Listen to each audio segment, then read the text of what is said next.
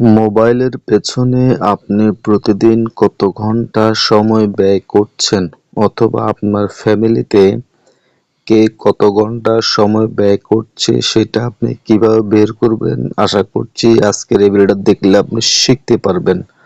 তো চলুন আমরা আপনাদেরকে দেখিয়ে দিই আপনারা এটা কিভাবে চেক করবেন। প্রথমে আপনি আপনার ফোন থেকে যে সেটিংস অ্যাপসটা আছে সেটিংস অ্যাপসে ক্লিক করে দেবেন।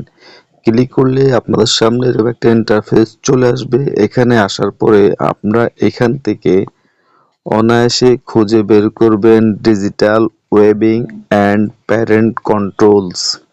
আমি আবারও বলছি ডিজিটাল ওয়েবিং অ্যান্ড প্যারেন্ট কন্ট্রোলস, এটাতে জাস্ট ক্লিক করে দেবেন। ক্লিক করলে আপনার সামনে একটা গ্রাফ আকারে চলে আসবে।